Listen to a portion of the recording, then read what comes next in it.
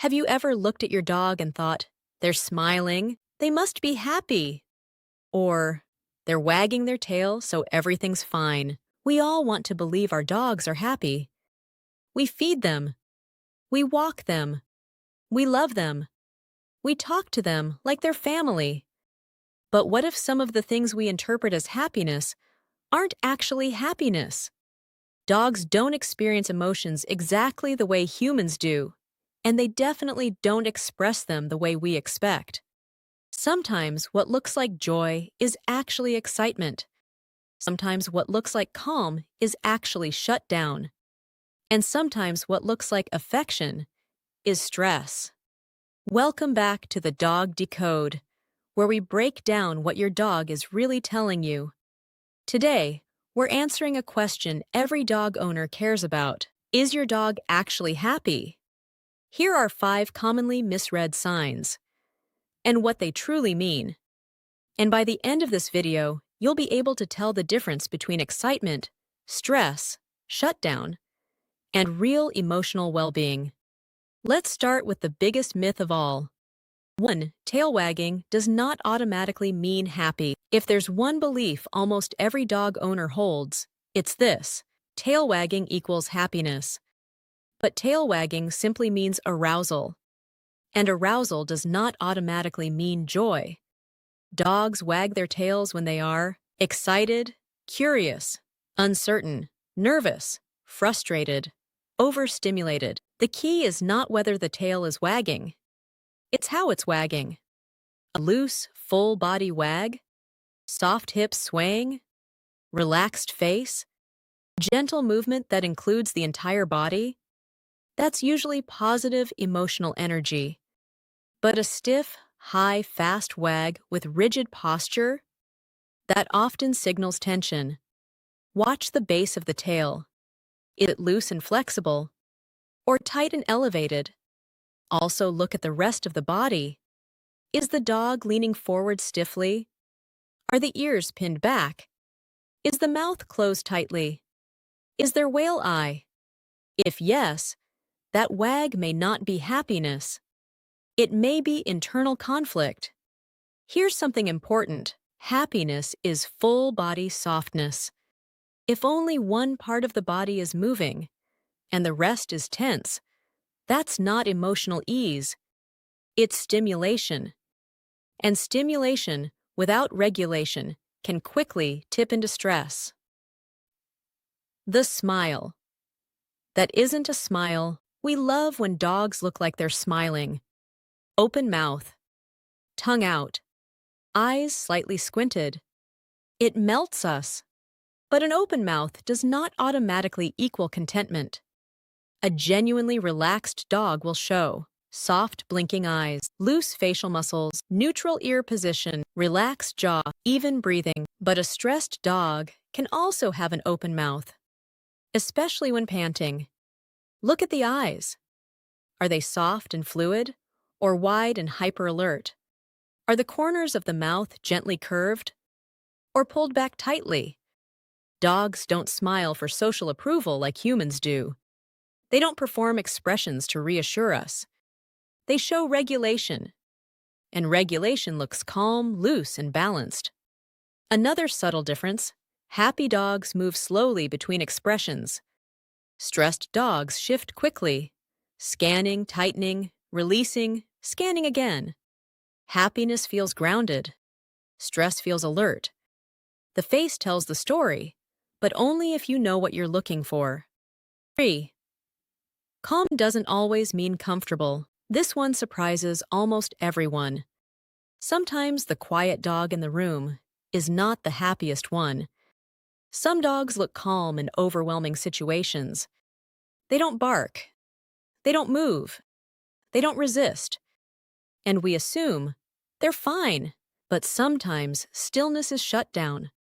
When a dog feels overwhelmed and doesn't see a safe way out, they may freeze or go quiet.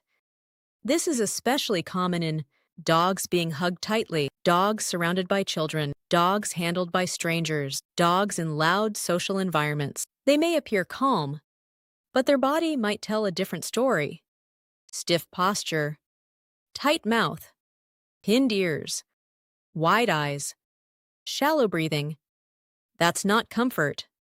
That's tolerance. And tolerance is not the same as happiness. A happy dog looks loose. A shut-down dog looks still. And stillness can be mistaken for obedience or good behavior. But emotional well-being is not about compliance. It's about safety. True happiness allows movement. It allows expression. It allows curiosity.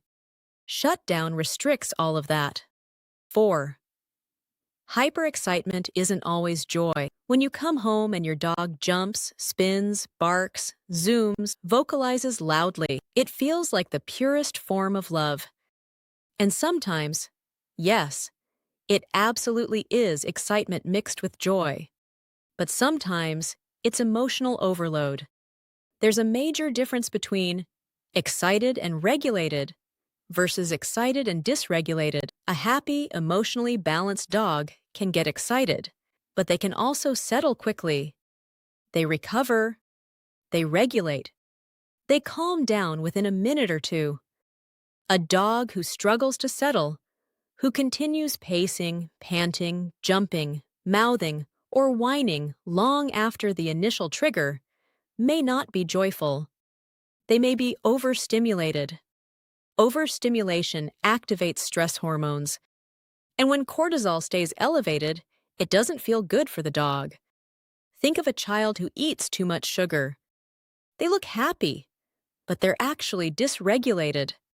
Happiness includes the ability to return to baseline. If your dog cannot disengage easily, if they escalate quickly, if they struggle to focus, that's not emotional balance. That's arousal without regulation. And emotional regulation is one of the strongest indicators of true well-being. 5. Following you everywhere isn't always security. We love clingy dogs. It feels flattering.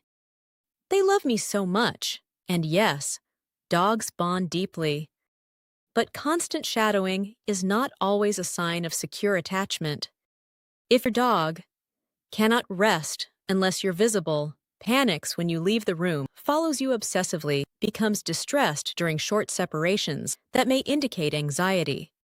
A securely attached dog feels safe enough to relax independently. They don't need constant proximity to feel stable. Secure attachment allows space. Anxiety demands closeness. Watch how your dog behaves when you're home, but not interacting. Can they nap peacefully? Or do they constantly monitor your movement? Confidence shows up as independence. Insecurity shows up as hypervigilance. And hypervigilance is exhausting for a nervous system. True happiness includes safety, predictability, and emotional resilience, not constant attachment behavior. So, what does real happiness look like? Let's define it clearly.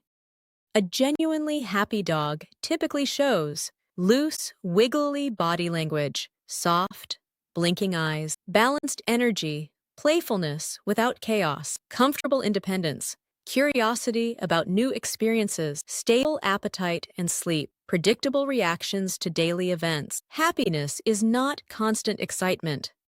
It's not endless stimulation. It's emotional regulation. It's safety in the environment. It's knowing what to expect. It's being able to rest deeply. That's something many dogs struggle with in modern human homes. We stimulate a lot. We expect constant engagement. But dogs need recovery time. Just like we do. Why misreading happiness matters. If we misinterpret stress as joy, we might accidentally push our dogs beyond their comfort zone. We hug when they need space. We overstimulate when they need calm. We encourage hyperactivity when they need grounding. The goal is not guilt. The goal is awareness. Because when you understand your dog's real emotional state, you respond differently. You give breaks. You reduce pressure. You protect their nervous system. And when a dog feels understood, confidence grows. And confidence is the foundation of true happiness. A quick self-check for owners. Ask yourself honestly, when my dog interacts with people, do they look loose or stiff? When we stop playing, can they relax easily? When they're alone, do they rest comfortably? When something new happens, do they explore or avoid? When they're touched, do they lean in?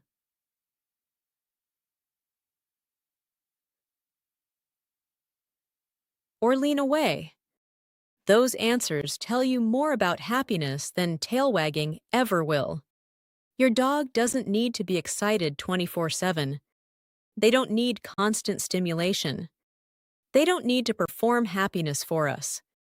They need safety, predictability, space, understanding.